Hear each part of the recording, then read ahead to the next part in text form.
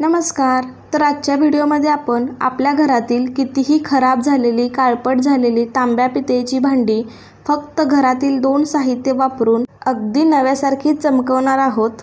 हे लिक्विड आपल्या किचनमधील फक्त 2 साहित्य वापरून तयार होतं आणि भांड्यांवरती हात फिरवला की भांडी अगदी नव्यासारखी चकचकीत निघतात। मग ती कितीही जुनी, काळपट आणि खराब भांडी असू देत। त्यासाठी व्हिडिओ शेवटपर्यंत पहा आणि चॅनलवरती नवीन असाल तर सबस्क्राइब करायला विसरू नका। चला तर मग लगेच आजच्या व्हिडिओला सुरुवात करूया। तर या ठिकाणी मी हे घेतलेलं आहे सायट्रिक ॲसिड, याला लिंबू सत्व असंही म्हटलं जातं। हे सगळ्यांच्याच किचनमध्ये अगदी अवेलेबल असतं। याचा माझ्याकडे आता कवर नाही आहे, पण मी तुम्हाला ते कसं असतं हे दाखवते। हे तुम्हाला कुठेही किराणा मालाच्या दुकानामध्ये सहज मिळून जाईल। हे आपण ढोकळ्यामध्ये वगैरे वापरतो, लिंबू सत्व असं म्हणतात ह्याला मराठीमध्ये। हे आता मी एका वाटीमध्ये 2 चमचे भरून घेतलेलं आहे। यामध्ये घालायचं आपल्याला मीठ। तर या ठिकाणी हे मीठ घेतलेलं आहे, आपलं घरगुती जे मीठ असतं ते 2 चमचे मी यामध्ये टाकलेलं आहे। तर तुम्ही बघू शकता या वाटीमध्ये मी फक्त 2 चमचे सायट्रिक ॲसिड आणि 2 चमचे मीठ आणि 4 चमचे पाणी घालणार आहोत आणि हे लिक्विड आपल्याला छान असं मिक्स करून घ्यायचं आहे। सायट्रिक ॲसिड हे खूप आंबट असतं, त्यामुळे आपण हे जे लिक्विड तयार करतोय त्या लिक्विडचा फक्त तांब्यांच्या भांड्यावरती हात जरी फिरवला तरी ती भांडी अगदी नव्यासारखी चकचकीत निघतात। खूप कमी कष्टामध्ये, खूप कमी साहित्यामध्ये तुम्ही भांडी नव्यासारखी करू शकता।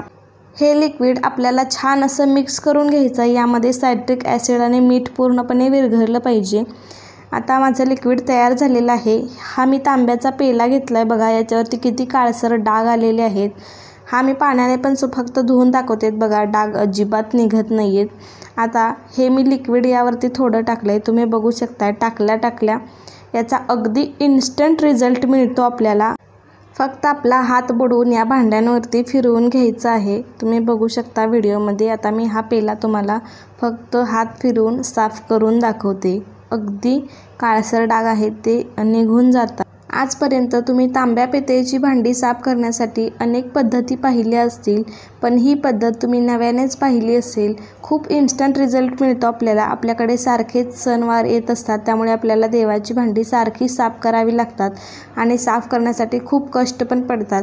पण ही पद्धत खूप छान आहे। खूप कमी कष्टामध्ये आणि कमी साहित्यामध्ये खूप छान रिझल्ट मिळतो आपल्याला, तुम्ही बघू शकताय। ह्या पेल्याला मी सर्व बाजूने लिक्विड लावून हात फिरवून घेतलेला आहे। हे आता असंच बाजूला ठेवते। तर हा तांब्या बघा, हा तांब्या पण खूप काळपट झालेला आहे। हा तांब्या धातूचाच तांब्या आहे, तुम्ही बघू शकता। अगदी हात फिरवला की इकडचे जे काळपटपण आहे तो सगळा निघून गेलेला आहे। तर आता मी तेच लिक्विड सगळ्या तांब्याला व्यवस्थित लावून घेते, आतून आणि बाहेरून। खूप इन्स्टंट रिझल्ट मिळतो। मला ही पद्धत खूप आवडली।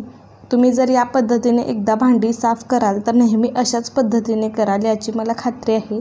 आणि सायट्रिक ॲसिड पण खूप महाग नसतं, अगदी 20 ते 25 रुपयांमध्ये आपल्याला हे मिळून जातं।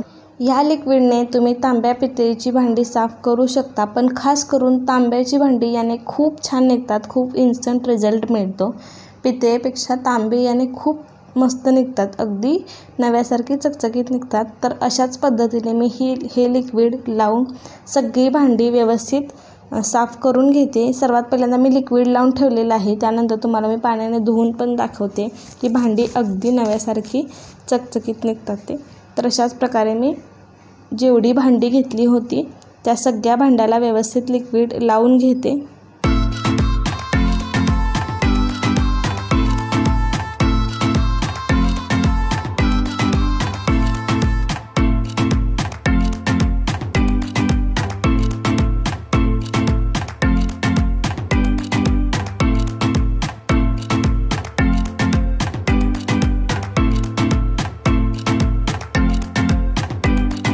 तर या ठिकाणी मी एका पाटीत स्वच्छ पाणी घेतलेलं आहे आणि मी तुम्हाला लिक्विड लावलेली भांडी धुवून दाखवते, तुम्ही बघू शकताय। सर्वात पहिला आपण हा पेला स्वच्छ केला होता, तो किती अगदी नव्यासारखा चकचकतोय, अगदी चमकतोय।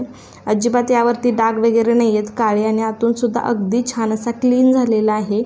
तर हा तांब्या पण तुम्ही बघू शकताय, खूप असा काळपट झाला होता, त्याच्यावरती खूप डाग पडले होते। आतून सुद्धा खूप स्वच्छ झालेला आहे, तुम्ही बघू शकता। अशाच पद्धतीने तुम्ही तुमच्याही घरातील तांब्या पितळेची भांडी इझिली साफ करू शकता। तर अशाच पद्धतीने मी सगळी लिक्विड लावलेली भांडी साफ करून घेते पाण्याने। तर ही पद्धत तुम्हाला कशी वाटली हे मला कमेंट करून सांगा। आजचा व्हिडिओ आवडला असेल तर व्हिडिओला लाईक करा, जास्तीत जास्त लोकांपर्यंत शेअर करा आणि चॅनलवरती नवीन असाल आणि चॅनलला सबस्क्राईब केलं नसेल तर नक्की सबस्क्राईब करा। चला तर मग पुन्हा भेटूया अशाच एका छानशा व्हिडिओमध्ये। तोपर्यंत धन्यवाद।